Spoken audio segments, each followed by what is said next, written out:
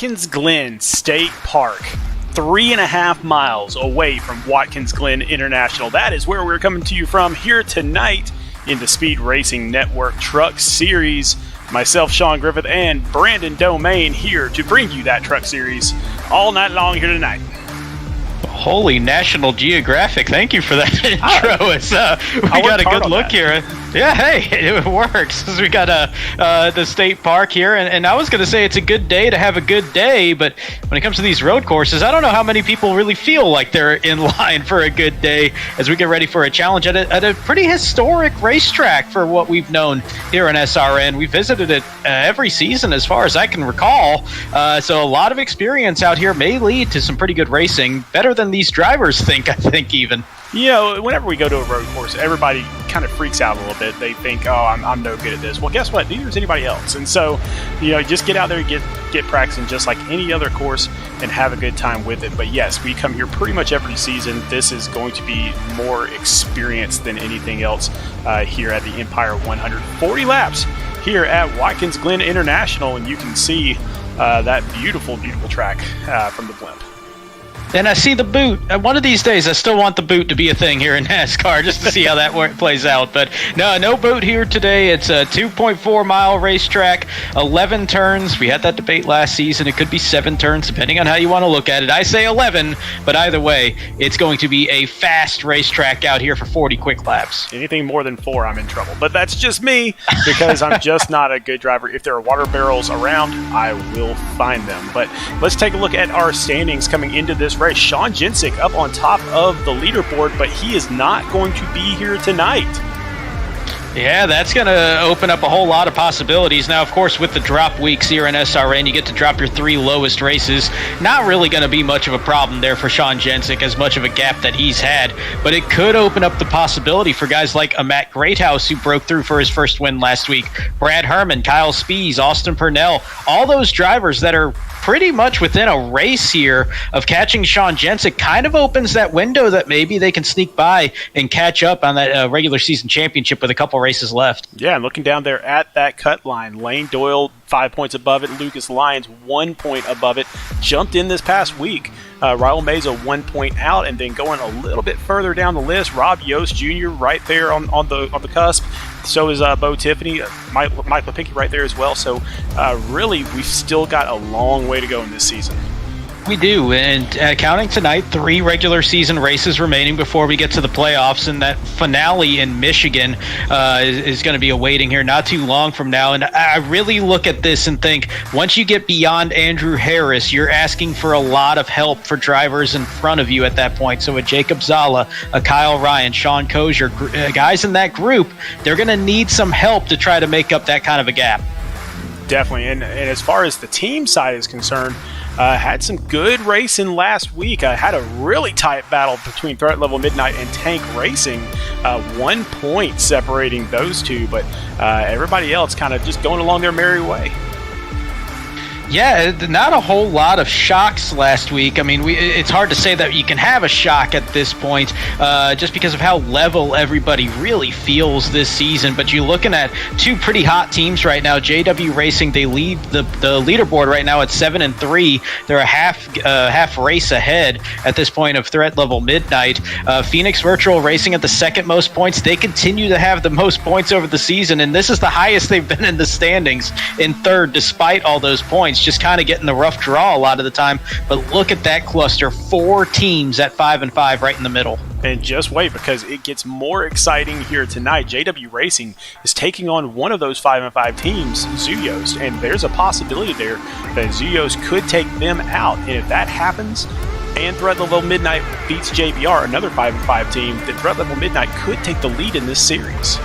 And you're looking at, right now, provisionally, the top 6 in qualifying. Number 1 and number 2, Zuyos drivers. Number 5 and number 6, JW drivers. It could be a head-to-head matchup here between those 2 teams with how they're looking. I'm also really interested by that Threat Level Midnight JBR matchup, 6-3-1 against 5-5. It's going to be a tough challenge. Threat Level Midnight, they get the win. They start pulling away from that pack. JBR gets the win. It's kind of twofold there. They vault themselves up into heavier contention, but they also pull threat level Midnight back towards everybody else. Yeah, Tank Racing TJ's team kind of bringing up the rear here, but they could play spoiler for both Phoenix Virtual Racing and Rat Pack Racing here tonight.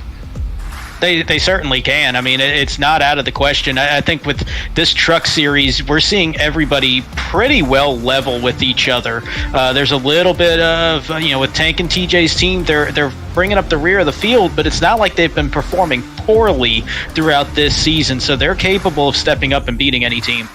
Man, it is going to be some great racing here tonight. Qualifying is almost done out there, but let's take a look and see our payouts that we normally go with. So $30 for first place, $20 for second, and $10 for third through fifth. But the big money is on the right side of the screen there.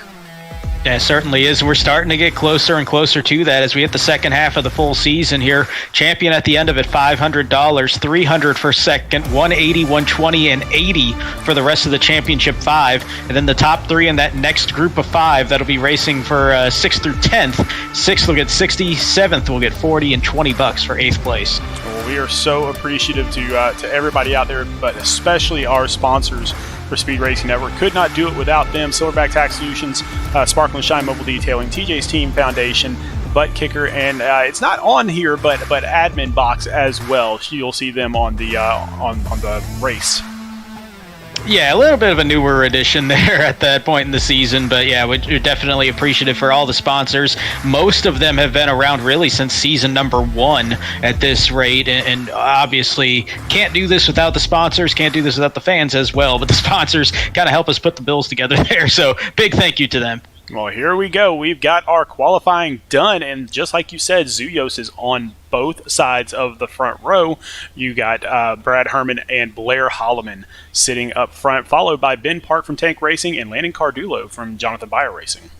And then it's going to be a pair of JW drivers. Trevor Williams and Lane Doyle will make up row number 3. Matt Greathouse finally got that breakthrough win last week. He'll be starting in position number 7, up 6 positions, by the way, in those point standings, up to second. Tyler Markle going to be one of the drivers trying to move his way up into that top 15. He'll be starting in 8th. Grego Lennox will be starting in 9th. Lucas Lyons in 10th. Then we'll have Michael Madden and Connor Cunningham starting in row number 6. Yeah, Connor Cunningham filling in tonight for Dan Park. So a late addition there. So, man, it is going to be a great race. I am confident of that. I know we've got a couple big dogs there on the front row, but who you got this evening, man?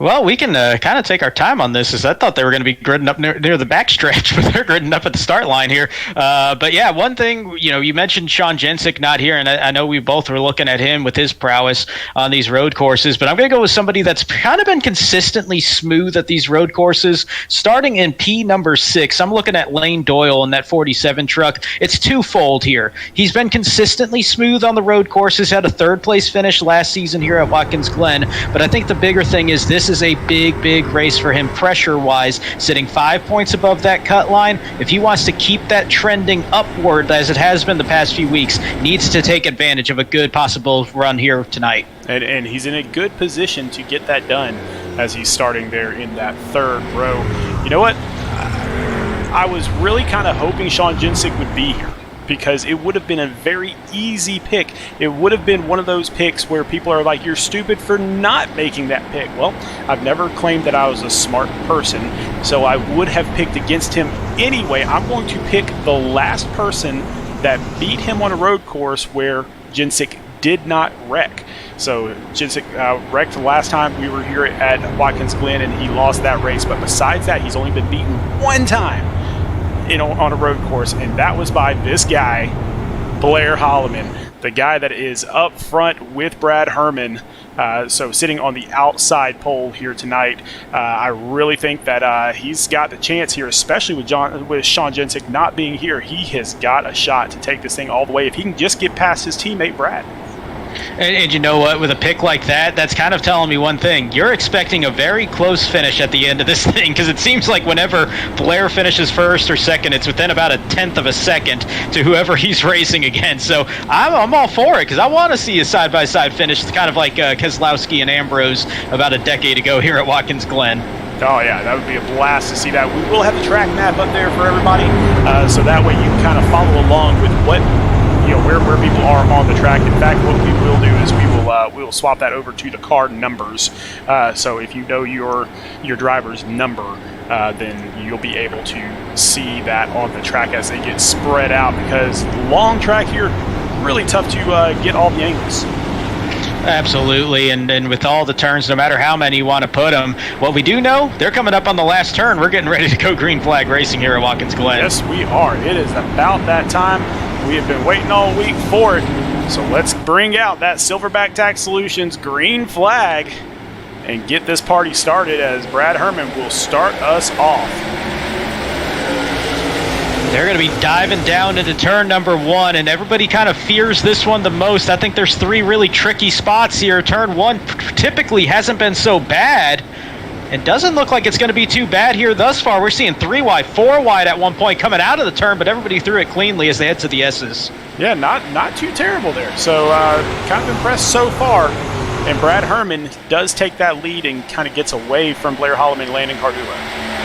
And where I was saying there's a couple tricky places, I think this is going to be the one that might bite some people more than that turn 1. This bus stop the first time. People have different braking patterns, might not be single file just yet as you approach it. We do have some side-by-side, but everybody making it work. See a couple that kind of hit the grass a bit, but nobody really too bent out of shape there. This is going to be a pretty clean first lap, it seems. Brad Herman starting to break away even further, half a second up already on his teammate Blair Holloman. Looking back through the pack, a couple of guys have already made some decent moves. Jacob Zala, always aggressive. He is already up 4 spots from where he started in 21st up to 17th, so we'll see if that aggression pays off here tonight. Yeah, and that's kind of a tricky spot to be in. If you're one of the more aggressive drivers, it can pay off, but much more often on these road courses, it'll backfire on you. It doesn't take a whole lot for these trucks, especially with the track conditions that we have today. Very slick racetrack. That track is 108 degrees out there, so it's going to be sliding all over the place. These trucks are loose already. I think it's going to take a more conservative approach to start making your way through the field. As you see that 10 truck, Blair Holloman sliding through that final portion of the S's there a little bit. Yeah, just looking back through the pack a little ways. So your pick, Lane Doyle, up into 4th place. Right behind him, his teammate, Trevor Williams, in the 46, up into the top 5. Yeah, real good bounce back week here for Trevor Williams. Got caught up in some trouble there a week ago while really looking like he was the dominant truck in the first half. Ooh, Nathan Nixon. Man, we talked about it last week that he changed the number for some better luck, and I hate to say it, I don't think it's really changed a whole lot there for that 38 truck. Unfortunately for Nathan, we see him really the first one with some trouble on the racetrack as he got turned around on the bus stop. Quick recovery, though. He's only going to fall maybe about 10 spots, so not as bad as it could have been, but still going to fall back a pretty good bit. Yeah, let's see if we can't find a couple of side-by-side racers here. We got the 5 of Jose Castellanos and Mike Lipicki. They're in the 23 truck. And I'll say it every single time. Jose Castellanos, pretty sneaky at these road courses. Not normally one of the guys that you're looking at for a win, but one of the guys you're looking at for a top 5 finish at the end of these things. He's gotten really good about keeping that truck in a clean spot. Derek DeSilva way off the pace on that last turn there. That is a little bit of a tricky turn, too. If you come off that turn too quick, you're going to loop it, and I think that's what he did there. Yeah, seeing him close to that pit entry, that's got all the telltale signs of losing it coming out of turn number 11 there, and that's kind of a double-edged sword in that turn. You can get real aggressive, and if you have it kind of snug enough, you're going to run into those barrels on the outside of the turn there, at the tire wall there, and really damage that truck. But also, if you get aggressive in a different way going around it, and that truck isn't that snug, or you don't have it lined up, like you said, you're just going to loop it right down towards the inside, and it looks like that's what happened to the 16. Well, heading back up front, let's see where Brad Herman is. Looks like he's 0.7 of a second in front now, so definitely improving every single time. Yeah, and this is going to be a good bounce back from a night ago here for Brad. He kind of got caught up in some trouble himself there on the final lap. That was actually right in front of me. I saw all that play out and looked like a top 10 finish. Kind of got turned into, I believe it was a 22nd, somewhere around there last night in the Cup race. And here he is right back out. Kind of that short memory and leading the way here by a pretty good bit. He's already pulled away 4.5 seconds from 4th place, so we're seeing the gap already spread here from these top 3, really pulling away from the rest of the field. Let's take a look at Lucas Lyons back here. He just barely made it into the cut this past week. And so he is sitting here in 7th position on the track. So this could solidify him even further into the cut, which will give him a little bit of breathing room as we've got 2 weeks to go until that cut line happens. Yeah, and as somebody that kind of made a history out of staying right on that cut line, I can tell you it's not a fun feeling being there on either side of it, 16th or 15th. When you take the top 15, and Luke is kind of going to be feeling that pressure here in this race, because you look at it and you got one more race, but then you also have the regular season finale, which you can't drop. You have to take whatever result you get in that race, which really throws a wrench into things. So he's kind of sitting there in the spot of, all right, if I'm sitting here in 7th, do I really want to be super aggressive, try to make some more passes, try to gain a few more spots, or do I kind of want to take good enough if he's sitting in the same spot late in this race and not really risk losing the points? It puts you in a really troubling situation.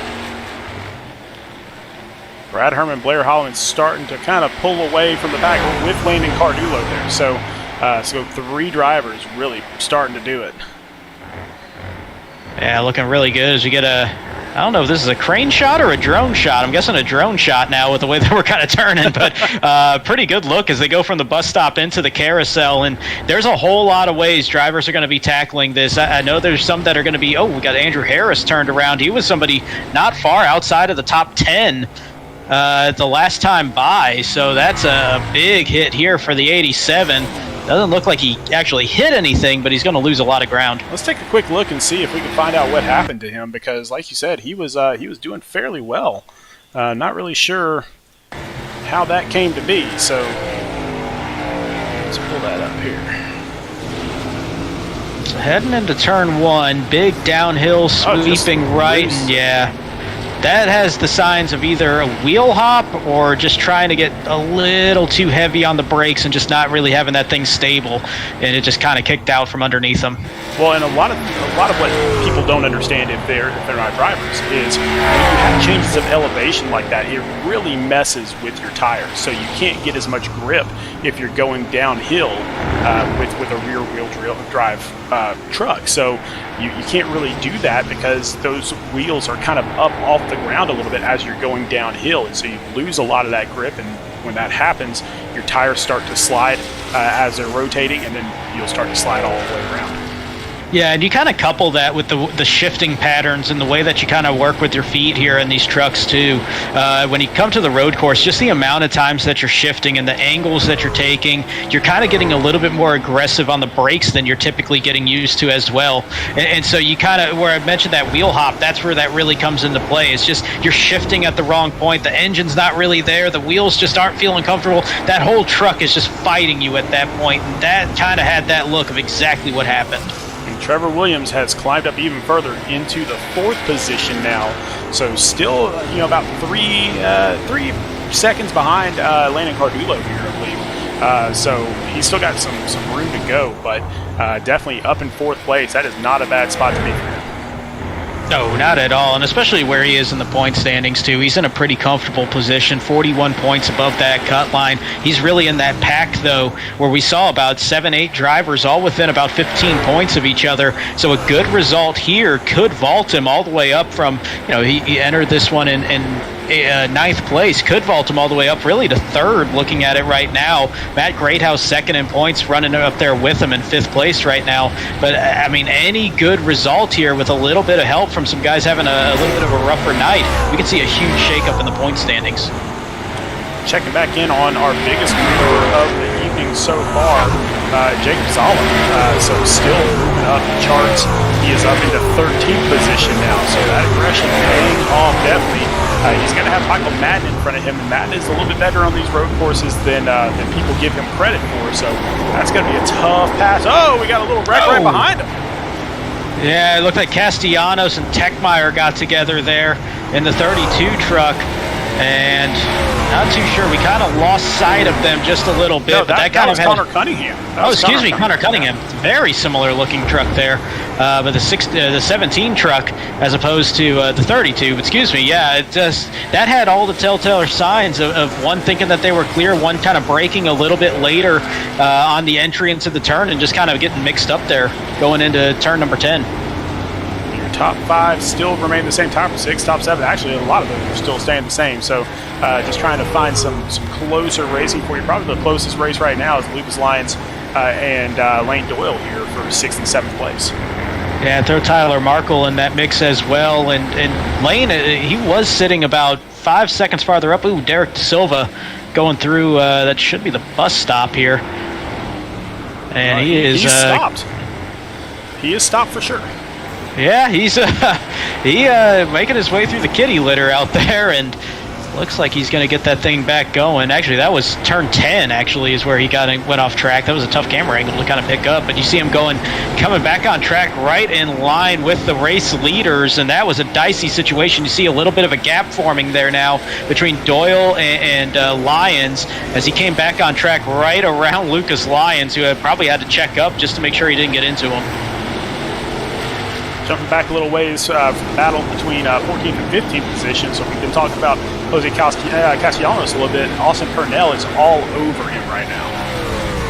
Yeah, this is going to be an interesting race at this point in the racetrack as they work their way through the S's. It's kind of they got Derek De Silva right there too, still trying to get back up to speed.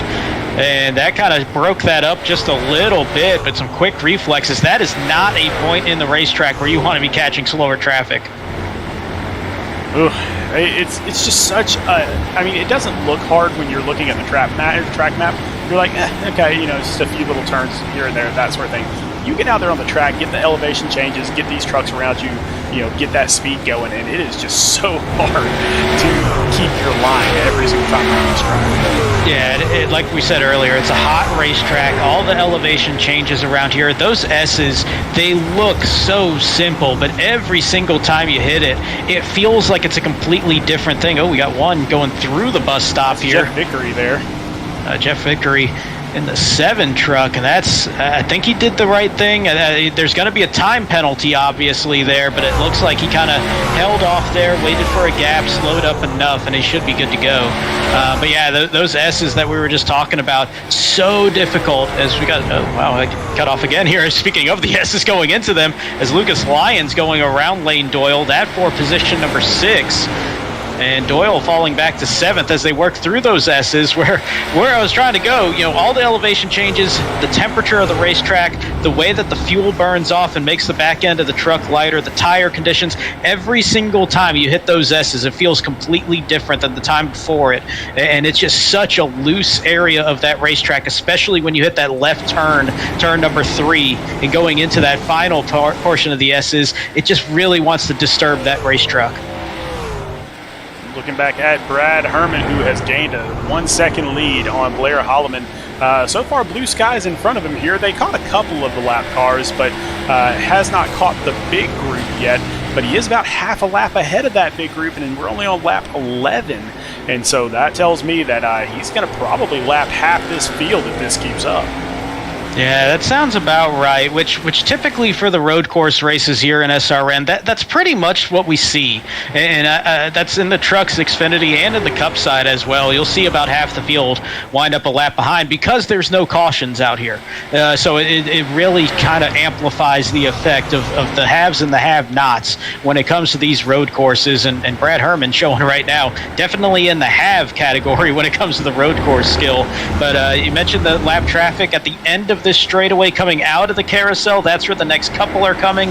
I would say we're probably about 4 or 5 laps away from seeing that. So there's going to be a pretty healthy gap here. Pit stops, probably going to be 1 in this race. So he's going to start getting into that traffic here by the time they hit pit road for that 1 pit stop they'll have. Everybody pretty much getting spread out. Looks like a little bit of race here between Dean Gagliano and Corey Stahl back for 25th and 26th. So kind of way off the pace, but even if you're back here in 25th and 26th, depending on where you're at in standing with your team, this might be a move that you need to make in order to get that 1 extra point for your team to score.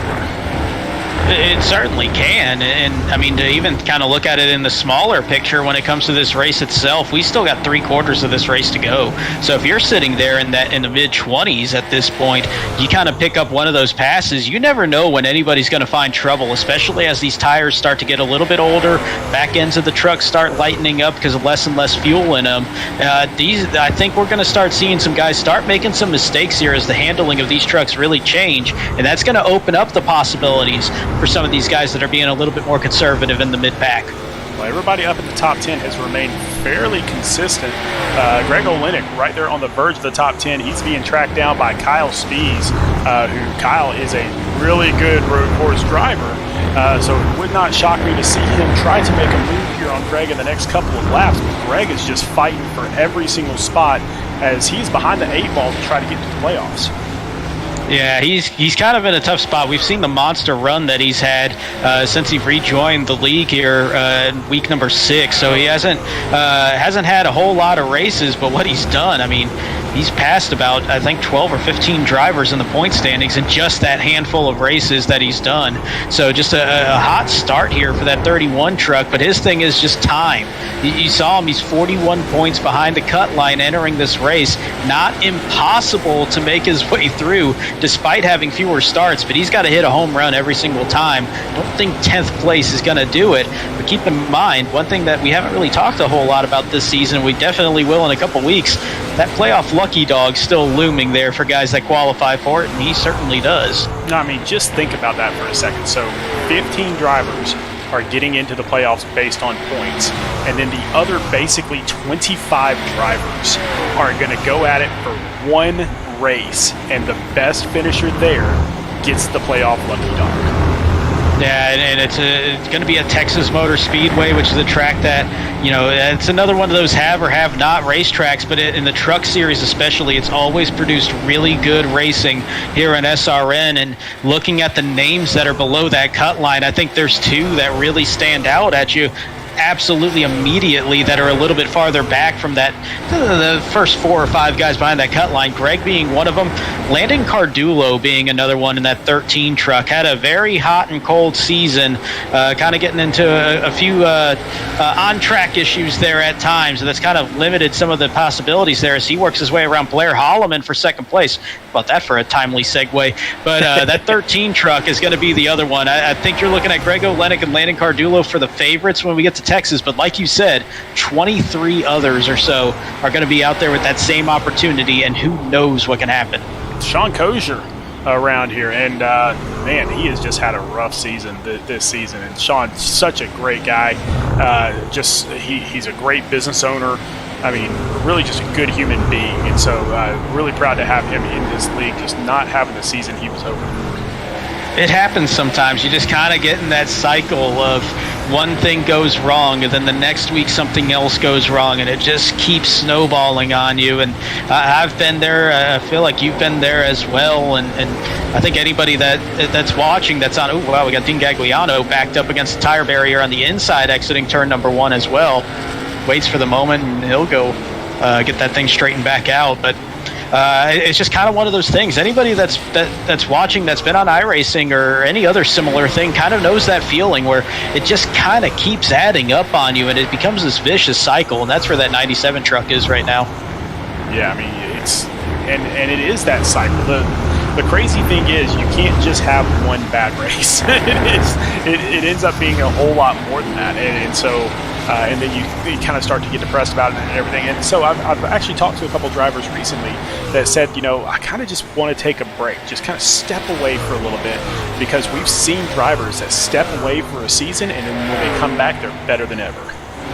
Yeah, and you know, you start running in more officials. Maybe you start kind of practicing a little bit more because you have less focus on the one race in your league or one race in 2 leagues or however you do it every week, and you kind of just focusing on having fun with it again.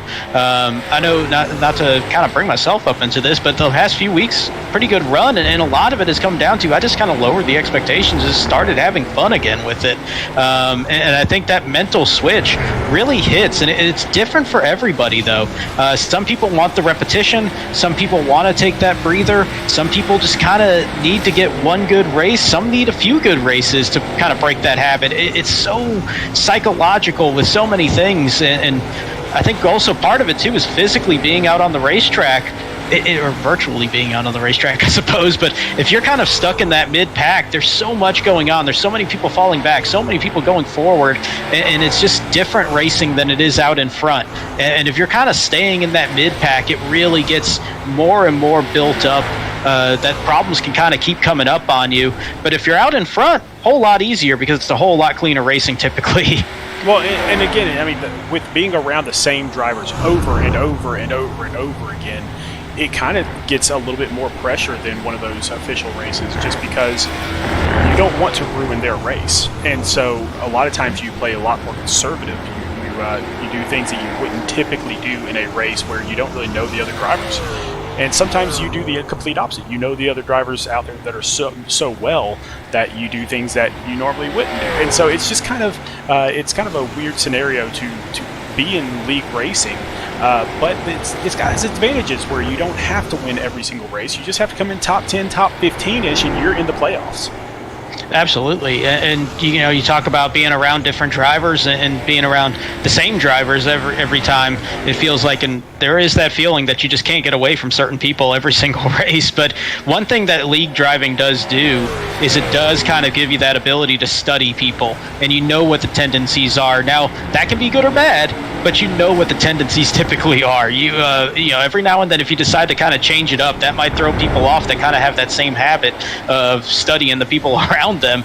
But it's one of those things that it just kind of takes it a different mentality. And for some people, that's a fun thing. For some people, it's a more pressure-filled thing. And that's just kind of that tough spot to be in when it comes to leagues. And you just have to find your why. As cheesy and as cliche as that sounds, sometimes you got to lose sight of it. I know some of the complaints that I've heard before from running this series. One of them was, man, if I see that guy out on the track again, then I'm gonna blank. Whatever it is, and it's so funny because it's a round track, and you're gonna see him again. I promise. And you know what? Normally, after you say something like that, you're gonna see him the very next race. Right. It's gonna happen right there. So, oh wow, we got Andrew Harris, and he looks like he went head first into that Armco barrier. Hopefully that 87 truck not too heavily damaged. You can keep that thing going, but hopefully that's not a race-ending moment there for Andrew Harris. But checking in, oh wow, Nathan Nixon now too as well off track. Yeah, a few people struggling here tonight. One of those people is not Rob Yost Jr. He started dead last on the track, and now he is up to 25th, so up 12 positions from where he started. So good run by Rob Yost. Man, that feels like last year. Just kind of not taking that qualifying time, starting in the back, and just letting people make their mistakes and just being patient. And that's what we saw all last season from Rob. And we saw that a lot early on this season. Kind of gotten a little bit snake bit in the wrong place at the wrong time here, past couple races. And that's kind of backed him out of that top 15. Not by much, only by 3 points. But I think he's just taking a look back and saying, you know what, this worked last year. Let's try it again here at this road course. Yeah, for those that don't know what we're talking about, last season, Rob Yost Jr. actually started dead last in every single race so that he could win the Hard Charger Award, because we didn't have a rule in place that you had to qualify. And so, our mistake, but hey, he took advantage of it, which is great. And it really was interesting towards the end of the season because he was right on the cut line the entire time. And so we were just telling him, dude, get out there and actually qualify. You'll make it in. And he actually ended up missing the playoffs barely. But now here he is. He's been qualifying all season, and he's right there on that cut line again. But hey, great sponsorship moment for Butt Kicker, as that's how much that the device means to some people. So there's a good moment there for that company. But yeah, no, it's an interesting thing that he did last season, and I think he kind of saw that there's some positives he can take away from it. But there was definitely some drawbacks to that. So we've seen him qualify a little bit more and kind of in the same place. But like I said, just really been snake bit the past couple weeks. Going back up front, Blair Holloman has fallen off. just falling backwards, and so he's still 4 seconds behind the leader now.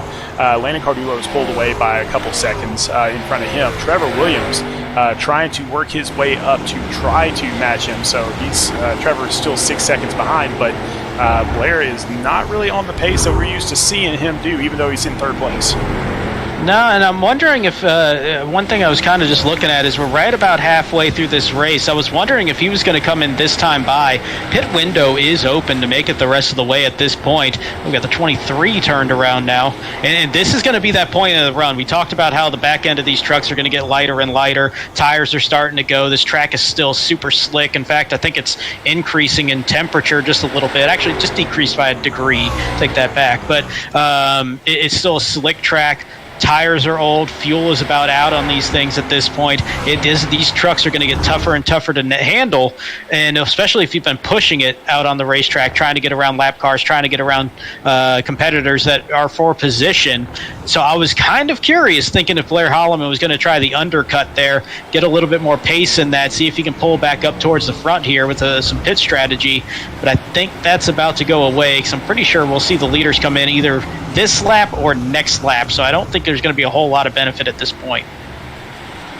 Yeah, and the really hard part about these road courses is we don't have cautions, because if we did have cautions, then we'd do nothing but pace, because sorry, we're just not that good at road coursing. But because of that, it takes a lot of the strategy out of it, because you can't really worry too much about planning those pit stops and everything, especially since the pit window is almost right at halfway. And so as we say that, the leaders are coming in. Blair Holloman will take the lead. He'll stay out on the track for at least one more lap, and he will lead that lap, so he can get a bonus point there. But we'll see how these leaders come out of the pits here in just a few moments. Yeah, and that's an interesting call here for Blair, because everybody else that was directly behind him came down pit road as well, and it's not a tremendous fall off. The road courses typically don't have a ton of it, but it is a decent fall off. I was looking at Brad Herman's times, and we're going from a 1:14.9 early on, and we're looking at about a 1:15.9 late in the run. A couple of 1:16 scattered in there, but so you're only looking at about a second fall off, but that's something that Blair's risking right now. He's going to pick up that bonus point for leading a lap here, but he's going to probably fall back another second and a half, unless he absolutely powers down a great in lap, a great out lap, and also gets in and out of pit road really fast. Well, Brad Herman came out of pit road in 5th place, so not too far away here. Now, granted, 5th place is 28 seconds behind the leaders, but none of the top 4 have pitted yet. So he is going to definitely gain all of that back as Blair Holloman does come into pit road. He's going to come to pit road, and looks like Tyler Markle actually going to stay out for one more lap. He's going to assume the lead, but he did not get the lead before the stripe. It was still Blair Holloman, so no bonus point there for Tyler Markle. Might still have it, though, as he's about 15 seconds ahead of Brad Herman when he comes down this time by. We'll just have to see how quick he can boogie down the road here to get across that line if he doesn't stay out for another lap, which I don't know how far these trucks can go on pure fuel, but it's kind of risky if you want to go another lap. Yeah, it's going to be real tight. I don't think he'll really be able to do it. It's going to be a risk, that's for sure, if he stays out one more. He's flirting with running out of fuel at that point. But you're looking at that pylon here on the left side of the screen. It was about 15.8 last time by for Brad Herman, already down to 13.6 and closing quickly. So you're seeing that fall off here. And also just, this is the fastest truck out here in this race also, so there's a little bit of that as well. But he is really closing in on Tyler Markle at this point. That 42 has to come in this time by, just to hold on to the positions that he had. I'm just saying, I was gonna pick him. Every time it's like, hey, that person, I was thinking about picking that one. Well, Tyler Markle comes into the pits. We'll see. I don't know where his pit box is. Is his pit box across the line or not? He's already across the line, so that he should be right about there. Right there. There you go. Yeah, so he'll lead that lap, barely though. Yeah, that was only by about a second over Brad Herman, who does reassume the lead. And in fact, that gap that was there before, pretty much exactly where it was, as they're still about 1.92 seconds apart from each other for Herman and Cardulo. But look at that gap back to Blair Holloman now. He fell back about 5 seconds from where that was when he made that, when the pit stop cycle started. Yeah, and that one lap of new tire is not going to make up 5 seconds on this track. No chance. No, and I think part of it too was there is that little bit of the older tire, so that's probably about a second and a half or so. But Blair also had a little bit of lap traffic around him at that point, and I think that's why Brad came in the lap that he did, was starting to come up on some lap traffic, thinking, let me get out of that, let me get some fresh tires, I'm in that window, let me not deal with that on old tires, and just kind of pick up that speed on the back end. Taking a look at Kyle Spies here, working on Tyler Markle here for the 8th position. So Tyler did fall back, I believe, one spot. Or actually, you know what? He did hold on. Doyle was in front of him. So despite that, Markle being the last one on pit road still holds the position, but he's got Spies breathing right down his neck within a second and closing here. And that's going to be the tough part for Markle at this one, is that first lap, once you put those tires on, they are cold. They're not wanting to feel that good around this racetrack. They're going to feel pretty slidey on you. Spies has a couple laps on him right now, so that's going to be a little bit more heat and a little bit more grip in those tires, so he's going to feel a little bit more confident, though Markle starting to pull away as the tires start to warm up. Yeah, you normally see that right here at turn 1, especially right there in that braking zone where those tires come into play, but it just doesn't seem like he's going to catch them. Tyler Markle is just really on one right now. Yeah, he's putting down a great lap on his second lap out of that pit stop, and that's something that takes a lot of confidence on the second lap, because you know how much that truck's sliding around on the first lap on those cold tires, and you're kind of finding that balance. All right, is it ready to push it this far? Can I push it a little bit farther? He's getting real aggressive through that bus stop. Too aggressive as he cuts through that final portion of it. That'll allow Spies to catch up. I'm not sure if he's actually going to catch him or not. I don't know how much time penalty happened by driving through the grass like that, if any. Yeah, and that might be a little bit of, as you see Markle kind of holding the line, making Spies do the work to get around him. I think he was trying to slowly bleed that time penalty and stay as much in the way as possible, which is fair game. As long as you make up that time penalty within a certain gap, you're perfectly legal in terms of iRacing. So I think he was kind of playing a little bit of gamesmanship with that time penalty to try to get in the way as much as possible and not make it easy on Kyle. I mean, I can't say anything against that. That's what I do. I actually don't even go through the bus stop. I just go straight through it, and I'm so slow on the back end of this racetrack that it just waves off the time anyway. That's a strategy. It's a strategy. I'll try that in the Daytona 24. Actually, you know what? They put the tire walls in there at the bus stop, so never mind on that idea. Yeah, don't do that. Don't do that. It'll be 23 and a half, or 23 hours, 59 minutes, and 30 seconds shorter than we're anticipating, though. Well, Kyle Spies, Tyler Markle, this is the closest battle on the track right now. And you can see another few trucks, kind of all over the place there. That's the 9 of Doc Holliday there. That is, he's a few laps down at this point, but still out there getting those laps in, getting that practice in. Yeah, it's like we were talking about. You never know when trouble's going to jump up and bite somebody, so you stay out there as long as possible. He's doing a good job staying out of the way and as knowing that he's a little bit off pace, but just keep trucking out there, pun intended, as you kind of just wonder if somebody has a problem, they lose a few laps, that's a position right there. And yeah, we got the drop weeks, but you kind of don't necessarily want to use them. So if you can make up enough points to not use it, then go for it. On board with Trevor Williams as he is looking out the front of his window there and looking at that Zuyos truck. That is Blair Holloman for 3rd place. Trevor trying to track him down. You can see a little wiggle from Holloman there.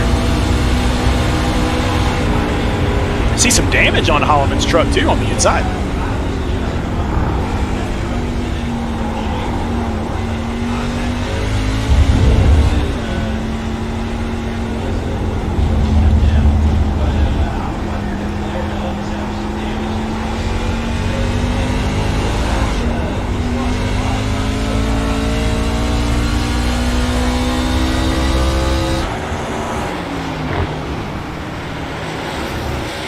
Back up front here with Brad Herman, so a 2-second lead right now and holding pretty firm.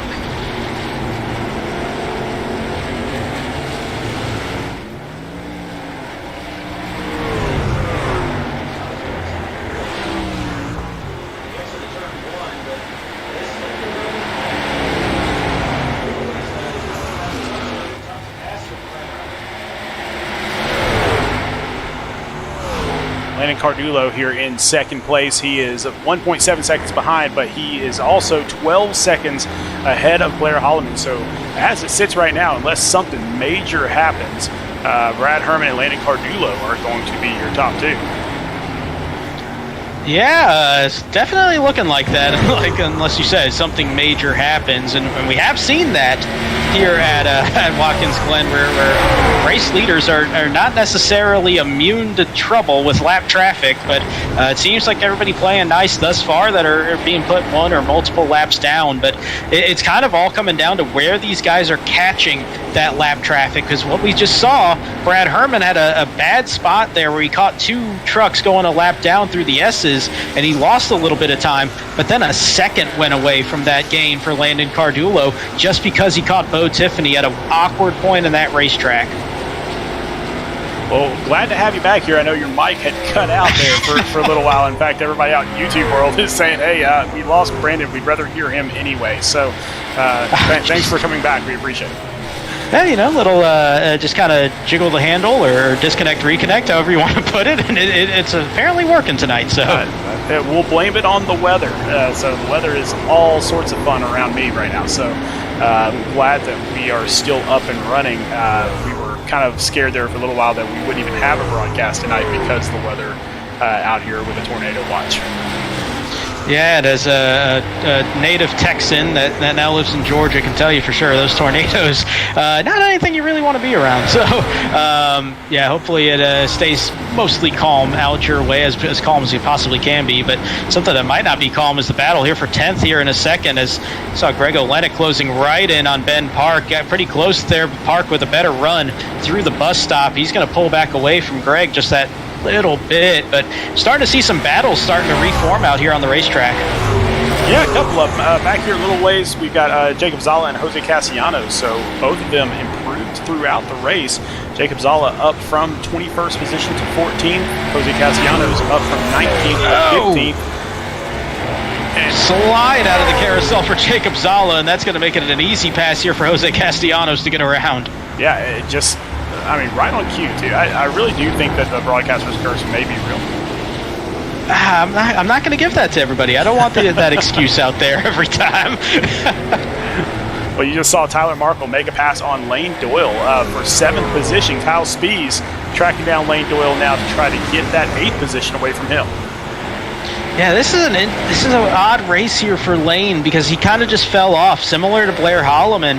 Just didn't quite hold the speed as well, and I'm not too sure what's gone on there with the 47. It still looks pretty clean. Got to dive to the inside and going around lap traffic, and oh man, they just really had a hard time reading. I'm not too sure who that was. I think that was Walt Lepicki, but I just think they couldn't read where he was going as they were trying to pass, and there was passing going on the racetrack as well as Spees trying to make a pass, and oh no, we got that was a Olenek turnaround. And that's a part of the racetrack that there's a little bit of a glitch where you might get stuck on that Armco barrier coming out of the bus stop through the carousel, and I'm wondering if that's what's going on with the 31. Let's find out. Let's get ourselves a rec replay, see what happened. And he just trying to get around Walt Lepicki there in the 64. And then, who is that? That's the 8. Oh, and he did. Yeah. He got stuck up in the wall, and that is going to ruin his race for sure. And you know what? That was a tough bit there because you could see them working around it. That was right behind where we were previously when we were watching the 3 trucks that were working their way around Lepicki, and just kind of had a hard time finding that groove there. Walt kind of slowed up a little bit, and then he backed up towards Park and Olenek, and Park had a hard time navigating around that, and just the way that he kind of caught it kind of got him a little bit loose and into Greg, and Olenek got the worst of it for sure. Yeah, rough break for Greg. Really, it was a long shot for him to get into the playoffs the natural way with missing 6 races, but he was really making a run at it there, but I think that may basically count that out. Yeah, I think it's going to take a couple wins and a lot of help to make up that gap at this point, and that still might be asking for a lot, but still has that playoff lucky dog that's going to be available out there for him.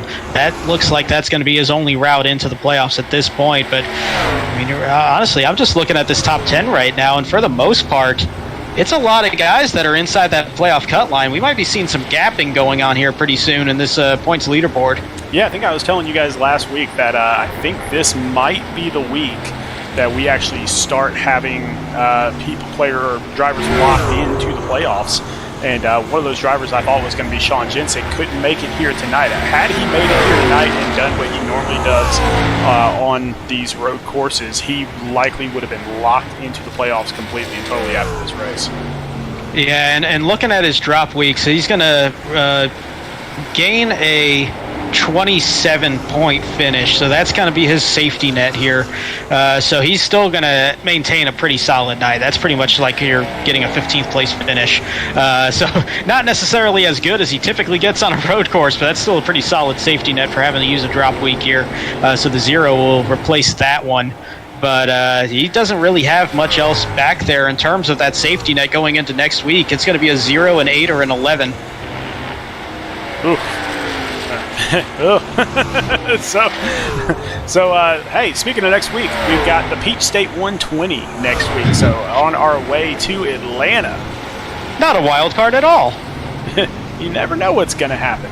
So join us next week at 9 p.m. Eastern, 8 p.m. Central Standard Time, same place, same bat channel, all that fun stuff. We will be right back on Speed Racing Network to bring you all the action. Only thing that won't be the same is it's going to be the new Atlanta. So we saw that in the Xfinity side, and we saw a pretty great race there. We saw one big wreck early as people were still figuring it out. And then I think there's only a couple little wrecks after that. But beyond that, we saw some tremendous racing out there in Atlanta. Hopefully the trucks, with the way that they can drive around any kind of mile and a half, hopefully that kind of bodes well. And we see a race as good as that one that we saw in the Silverback Tax Series. Closest race we've got right now is Matthew Greathouse and Lucas Lyons for the 5th position. You see the 94 and the 51 up in front of him. Looks like the shopofaccess.com truck just a little bit further ahead of him here, and so we will see if Lucas Lyons can improve one more spot to get into that top 5 and into the money. He's really doing as good of a job as he possibly can to try to maintain that 1-point gap ahead of that cut line. It sounded like we had one around, actually, in my second view. And then we do. It's Andrew Harris on the inside of the exit of turn 1. I was like, man, I was looking at about the same shot. I heard somebody go around. But, yeah, so a rough night continuing here for Harris. And he's another one right now that he's 22nd in points, 20 points behind that cut line. Not a race that he needs, and he does not have any of those safety weeks here. And Landon Cardulo way off the pace. Yeah, he went off track. Still has 17 seconds on Blair Holloman, so I think he's going to be okay. But that is essentially handing stuff over to Brad Herman here with 8 to go. I'm not sure if he's going to be all right, though. That is a heavily damaged 13 truck on that right side. Let's go back and find out exactly what happened later here. Not often you see a driver with the talent of Landon Cardulo do something wrong on this road course. Let's see, he's in the carousel. Well, great views of the trees. Yeah, looks fine. He just loops it by himself and slaps that Armco barrier. Not sure what happened there. I'm guessing he just got on the throttle a little too aggressively too early and just really got the rear tires spinning on that thing and just lost traction. Oh, and now it looks like he's struggling a little bit more to get around the track, and he's going to pass Walt Lipicki there, put Walt another lap down there. Yeah, and I'm watching that time on the pylon, and he's dropped another 2 seconds or so, and it just doesn't look like that truck is comfortable at all, but you still look at that 11.5-second gap back to Blair Holloman. I mean, I don't blame Landon for staying out here at this point because of how much of a gap he's got. That truck is just heavily beaten up. But, I mean, he's got so much of a buffer, he's probably going to be able to hold on to second place. if not second place, he'll at least get a top 5 out of this. And so even then, definitely stay out there. He is one of those drivers that is chasing that cut line desperately. And we'll see if these points could possibly help him in that chase. But once again, going back to that battle for 5th place between Matthew Greathouse and Lucas Lyons. Yeah, and what I was saying before, this is huge for Lucas Lyons, and we kind of teased it earlier, and it's kind of coming to fruition a little bit. How aggressive do you be if you're the 94 truck right now? You're in line for the finish that you absolutely need out here in this position that he's in, 1 point to the good ahead of Raul Meza. He's also got Rob Yost, who's having a solid run. He's got a couple of other guys that are kind of struggling, though, behind that cut line. He's going to gap a lot of points here. So how aggressive does he want to be trying to work his way around Matt Greathouse, or does he sit there and say 6th is good enough? That's the finish I need tonight. I'm not going to risk losing 10, 12 spots, or even worse, more than that, if there's heavy damage trying to make a pass and just losing control of it. Yeah, I spoke to Lucas a little bit earlier this week and let him know that he was inside the cut line, and he was surprised at that. He did not even realize that he was right there on the cut line, or he'd actually made it into it. And so I think he'll do pretty much anything he can to just maintain that position where he's at. And if he's smart, and he is a smart guy, then he knows that all he has to do is get top 15s for the next 3 weeks, and basically he's in. Yeah, and that's huge for him, especially in the last race. But it's big for him, and really for everybody from 12th on back looking at it. They don't have a safety net when it comes to these drop weeks. I'm looking at only a handful of finishes that are going to be, double-digit points if somebody drops all the way back to the end of the field or has a last-place finish or misses a race. You're only looking at a handful of finishes combined for that entire group around that cut line that's going to be double-digit points. There is no wiggle room for anybody. Speaking of no wiggle room, my goodness. Yeah, trying to get around Walt Lipicki there, who... there was another, a little bit earlier, the Greg Olenek thing, trying to get around Walt Lipicki there as well. So there are a couple spots on this track that are super narrow, so it's kind of hard to get around people. And so they caught Walt at the wrong time. Yeah, and that is a heavily beat-up truck, and sorry for the reaction, kind of cutting you off there. Tyler Markle hitting the grass pretty heavily coming out of that bus stop and nearly lost control of that truck, and that's where that 7/10 of a second kind of grew. He was pretty much right on that tailgate of the 94 truck, but that's a welcome sight to Lucas Lyons, because that 42 truck looking really stout here in the later portions of this race. Well, with 4 laps to go, Brad Herman has opened up a 7-second lead. We were kind of looking at Landon Cardullo with a damaged truck a little bit earlier, and he has actually gained time ahead of Blair Holloman. So I don't think he's going to give up that second position anytime soon. And I don't really think that Blair Holloman is doing too much to push that issue. To be completely honest, I think Blair would love a third-place finish here, but Trevor Williams might have something to say about it. He's only 1.7 seconds behind Blair. Yeah, he's closing in a little bit. I don't know if he's closing in enough to get to Blair without some help there. If Blair makes a mistake or catches some lap traffic at the wrong point, but he's making a race out of it, that's for sure. And you see it there, 1.2 seconds, kind of flipping around with each other, lap 35 and 36. But aside from that, they're pretty relatively close on their lap time. So it's going to take a mistake for Blair Holloman, I think, for Trevor to catch up at this point with 3 laps to go, and kind of touching on the gap from Herman and Cardullo. I think there's a little bit of Herman catching some lap traffic, but I also think he's got somebody in his ear saying, hey, Landon fell off. He's gotten into some trouble. Don't push this thing and put yourself at risk.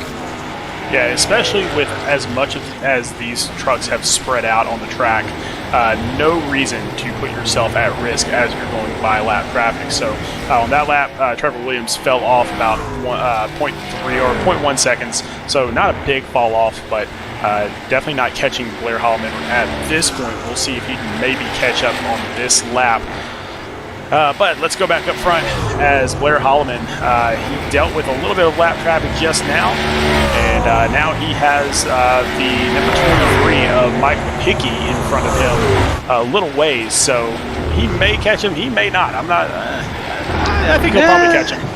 Yeah, he'll catch him. I don't know if he'll catch the 54. That's going to be another probably about 15 truck lengths ahead of the 23. So either way, with Lipicki or with Kratky, both very smart drivers, very laid back. They understand the situation that they're in at this point. I don't think either of them will put up much of a fight, and they'll kind of get out of the way and let the leader do his thing here at this point in the race. So I don't think there's going to be much of a problem here. I think he's taking a pretty conservative approach. That 85 just looking, trying to finish off these last 4 or so miles and just get that thing to victory lane. So yeah, he does not have to push this issue at all. One person pushing the issue is Tyler Markle, trying to go after Lucas Lyons. 2 laps to try to get this thing done and jump up into 6th position. We'll see if he can make that happen, as a little bit of a wiggle off that turn. Let's see if that... I don't know, man. It's going to be a tight race. It's kind of funny right now because, I mean, it's funny if you're everybody but Tyler Markle. I think he's closing in so quick, and then he's like, I got to make this move. I got to get around him. I got the momentum. It just kind of either hits a curve or just kind of gets some lap traffic at the wrong time, or something happens that kind of loses that little bit of time again. He's got the pace. It's hard to pass at this racetrack, and I think this is on display. He's going to try to stick the nose to the inside of Lucas, going through the carousel, not able to hang on to it as he pushes up that racetrack. This is some good racing here, though, for 6th and 7th. Lucas just playing defense right now, and that's what he has to do to maintain that spot. And he wants every single point he can possibly get. Yeah, he wants to be conservative and keep that 6th spot. 7th wouldn't be that bad, but he could always use that 1 extra point, especially being right there on the cut line. Ooh, Tyler Markle just putting a lot of pressure on, but Brad Herman is already on the white flag lap. He is headed towards the bus stop on that lap. We'll jump back and try to stay on this race as well as the leader at the same time. Markle getting it in there. Oh, probably a little bit too much. Oh, he saw the opportunity. He saw that 94 clip that curb a little bit, and that curb is elevated pretty high and will disturb the truck. He saw that moment, got into the throttle a little too early, and got himself loose on exit. That might have just handed that position to Lucas Lyons in the end. Taking a look at Brad Herman as he is coming around the last couple of turns here to take the victory here at the Empire 100 in the Truck Series. How about that? Nice, quick 50-minute race, and every single lap aside from that pit sequence going to be led by that man in the 85. And there it is. He will take the checker flag here at the Empire 100. And Landon Cardullo will hold on for 2nd place. And so that top 2 still the same. Blair Holloman will bring it home in 3rd. Trevor Williams really did put some pressure on him, just could not quite get there. But he will take home 4th place. Matthew Greathouse will bring it around in 5th, followed by Lucas. I think that was Lucas Lyons barely. Lucas Lyons by 24 thousandths of a second will hold on to 6th place. Whew. Tyler Markle will take 7th. Kyle Spees looks like he'll take 8th. Lane Doyle will take 9th. Ben Park will take 10th. Austin Purnell 11th, and then Michael Madden will take 12th place as he is. He's done. He's done it. He's like, I'm really done. Just forget it. Well, he had a nice finish there as well. A 3-way battle, all within 7/10ths of a second between Purnell, Madden, and Castellanos for 11th, 12th, and 13th. So not the positions that they might have wanted, but a great race there to the line as well. But Brad Herman, he might have a 0x. I wouldn't do that to him. Yeah, I mean, that's something really kind of strange with iRacing. Until everybody crosses the finish lines, all the incident points still matter. And so if he has 0x, he gets a bonus point if that happens. And so if somebody comes up and gives him a nice little nudge to say, hey, congratulations, it might take away that perfect race and take away that bonus point from him. Well, good news for him. Looking at the track map, I think everybody was done at that point, so he might have held on to it if he had a 0x. I'm not even sure if that was the case. I haven't seen that just yet. No, he didn't. Just looked at that. So, no harm, no foul. So, congratulatory bump, no penalty. You're good. All right, Brad Herman gets to bring that thing home. And while he is coming around to do his burnout, take a look at your results here. Brad Herman in first, Landon Cardulo second, Blair Holloman third, Trevor Williams fourth, Matthew Greathouse in fifth. I talked to Matt. He always says that he's not good at road courses, but there he is in the fifth place. Lucas Lyons will finish in sixth. We saw that great battle with Tyler Markle, who will finish in seventh. Kyle Spees will finish in eighth. Lane Doyle ninth, with Ben Park rounding out the top 10. Austin Purnell for Jonathan Byer Racing in 11th. Michael Madden for Rat Pack Racing in 12th. Jose Castellanos for Phoenix Virtual Racing in 13th. Jacob Zala for Jonathan Byer Racing in 14th. And Connor Cunningham racing as an independent tonight, just kind of substituting for someone tonight. He will take 15th. A solid night there. Jose Ruiz, one of the drivers that's just above that cut line, will finish in 16th. Mike Lepicki will be in 17th, the last truck on the lead lap. 18th place, first one lap down, will be Michael Larchbow. Tiffany will be in 19th with Rob Yost Jr. finishing in 20th. All right. Well, let's see if we can't get a couple of these guys up here to talk to them about their race, and we'll start off with who was my pick of the night, Blair Holloman. Welcome up to the booth, Blair. Howdy, guys. Man, great race here tonight. Congratulations on a third-place finish. Tell me about your race. Yeah, Watkins Glen is one of my favorite road courses. Every time we come here in SRN, it's always fun to try to whip the truck that has no business being on this track around here. It's always eventful. I'm glad to keep the podium streak here at Watkins Glen alive. If I didn't goof up at Charlotte earlier in the year, it would have been 5 different road courses in the podium, but it's good to be able to finish top 5 here. Well, you got another shot at another road course podium coming up in the playoffs, but before we get to that, you kind of talk about some exciting races and different things, and man, next week we got Atlanta coming up, so how do you feel about that one being a week before the regular season finale as we get through that final push? You're looking pretty solid when it comes to the playoffs, but still in contention for that regular season championship as well. Atlanta is going to be a really wild place. For that to be a 1.5 mile, I guess you want to say, super speedway, it's definitely going to be a hair raising, so to say. You know, it's going to be pack racing, but at what point does it transition into its former self, where tires is going to be key? That's the question. Oh, I mean, we'll have to figure that one out, especially as it's our first time going to Atlanta now that it's newly redone in the trucks at least. But tell me about the team aspect of this, where your team is fighting for their spot right now in that top 4. What is the feeling of the team in your Discord channel? The feeling's pretty positive. I know, like tonight, Yost started pretty much dead last, and he was able to get all the way up to 20th. He raced hard, raced smart. I knew Herman's coming up to these tracks, so he's usually faster and usually better than I am from what seasons have old. It's just everyone hitting their strides. Even Travis, for his first season with us, he's even getting quicker every week and more comfortable. So we're looking forward to it. We're just hoping that we can get into that playoff, and hopefully we can keep the tide going our way, so to say. Well, definitely, man. So who do you have to thank here tonight before we let you get back to celebrating with your team? I got a couple friends, couple sponsors I'd like to thank. I'd like to thank Sparkle and Shine with Sean Kozier, Customer Club with Dustin, ACR Autocore Recycling with Brian and Brandy Lefevre. It's pretty much just everyone that back at Rat Pack and Zuyos that they're always there, always trying to push you when it comes to practice and just helping you prepare. All in all, it's a big team effort, and it's good when one of us or multiple of us are able to click off good finishes, and especially tonight, Herman getting the win there. It's awesome to see it, and I was able to bring home the podium, so it's good to see it for the team. Well, man, congratulations on a great race here tonight and continuing your great season. And we'll see how close you are to just locking up your position for the playoffs as we get those standings out, hopefully in the next couple of days. But congratulations once again, and we will see you next week as we head to Atlanta. Thank you, guys. I'll catch you next week. All right. Let's bring up Landon Cardulo into the chat here. Landon, man, we thought you had something there, and then had a little incident on one of those turns. Tell us about what happened there. Yeah, I mean it was a good race. Solid truck.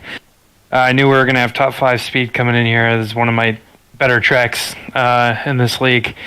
It was more of a.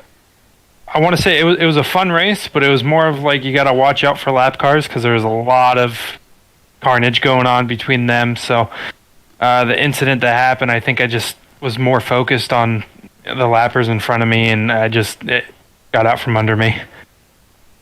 Either way, in the end, a good solid second place finish once again up here on the podium. And I know with kind of sitting in the position that you are in the point standings, a lot of this at this point going to be good for team results, especially. And y'all had a big team matchup here this week. How's this kind of feeling this season on that team aspect with how everybody's kind of bunched up together in those standings? It's definitely. It's not where we want to be. I know that for a fact.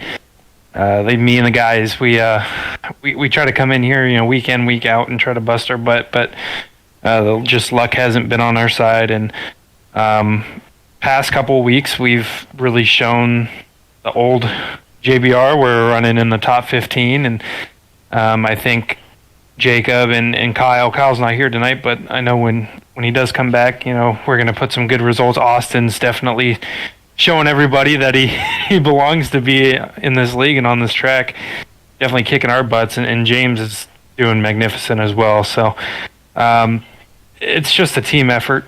No matter what the outcome is at the end of the regular season, if we make the playoffs, if one of us does, we're all going to help each other and move forward. Well, to get there, we've got to go through Atlanta next week, and it being kind of a super speedway now with all the changes that are made, all the drafting and everything that happens there. What do you think? What do you think the outlook is on that for Jonathan Byer Racing? Have you guys practiced there at all?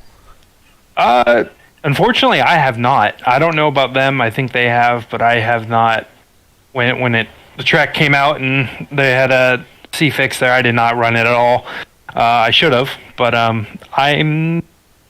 don't know. I don't know how it drives, so hopefully they can give me some pointers, and we'll go from there. The confidence of Landon Cardulo right there, folks. And so tell me who you have to thank here tonight, buddy. Just my grandparents, my girlfriend, my sponsors. We got Anderson Auto Group, Bolify, Glitch Energy, and just Austin Purnell's sponsor as well. They're pretty big. I think it's Smoky Dave's Barbecue. So, and that's pretty much it. Just everybody watching. Man, that's awesome. Well, hey, congratulations once again on a second place finish, and we'll see you next week as we go to Atlanta. I appreciate it. I'm not that good at interviews anymore, so bear with me. You got to get better, man. Come on. We got to get you back in the swing of things. We'll see you next my week. Second win. We'll try it again next week. How's that?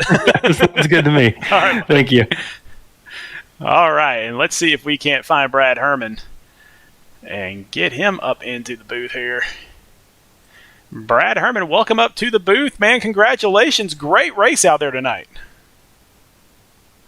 I guess he doesn't want to talk to us. Who would want to talk to us? I have my microphone muted. Thanks, guys. There it is. Okay. I was just like, hey, it's okay. If nobody wants to talk to us, it's not the first time. So tell us about your race here tonight, man. I basically led it from start to finish. Any scary moments for you? Yeah, lap traffic was pretty difficult tonight. Had a few scenarios there. Lana was able to catch me. We kind of yo-yoed all night, and he must have got together with somebody. I realized I started to gain a lot of time on him, and then I was just able to baby it to the finish. Chalk went up on the resume for road course when I never thought that would happen. Well, it comes in a great time when it comes down to this regular season battle. You came in tied for second in points with Matt Greathouse, obviously going to go ahead of him, and with Sean Jensick not being here tonight, that's going to be more points made up, and you're very much in contention for this regular season championship as we get ready to go to Atlanta and Michigan to close that out. How are you feeling about those two? Yeah, I'm feeling pretty good. I know if Jensick was here tonight, he probably would have mopped us all up. But I'm happy to get the win. Honestly, I feel like I haven't had that great of a season, all things considered, in the points. I'm happy to be where I'm at. Hopefully, we can take this consistency and keep moving forward and take that regular season championship. Well, man, we're headed to Atlanta next week, which has kind of become a wild card since all of the changes there. How do you feel about that coming up, especially with Jensic not being here and you guys possibly moving up a little bit closer to him in the standings. How does that team aspect going to play out for you at a speedway that's kind of more drafting than anything else now? Yeah, it's definitely going to be a wild card, and I feel like it's going to be another super speedway type race. Obviously, that's what it's made for. But haven't really done too many in the trucks there, so we'll have to see how it goes. All right, man. Well, who do you have to thank here tonight? I got to give a shout out to Rob, our team leader at Zoo Yost, for doing a hell of a job tonight, wheeling it all night, taking it 17 plus spots. I got to thank Zoo Yost and Rat Pack and all the guys over there for just having a great team and working together and trying to be faster. Well, man, congratulations once again on another great finish, and we will see you next week along with the team as we head to Atlanta. Thanks, guys. Have a good one. All right. So we'll drop him back down into his chat, and honestly, you know, we've got another race coming up tomorrow night. It's Talladega. We want to talk about wild cards. Here we go, man. Oh, man, and who would have thought that tonight at Watkins Glen, a 2.4-mile road course, would be the shortest track of the week here in SRN, but we had the Cup Series at Pocono on Tuesday night, and then tomorrow night, Silverback Tax Series at Talladega, the biggest track of the week, and like you said, that is going to be the ultimate wild card, as that is a tight points race, but there's some guys that are still in contention that one good result tomorrow night pulls them right back into that playoff picture. There's a whole lot on the line in this one. Man, that schedule has turned out to be insanely fun, especially with Talladega being that close to the cut week. And so we'll have to see what happens tomorrow night, January 19th at 8 p.m. Central Time. Do not miss that. Go ahead, like and subscribe the broadcast, and join us back here tomorrow night. But until then, for myself, for Brandon Domain, for everybody here at Speed Racing Network, always remember to go faster.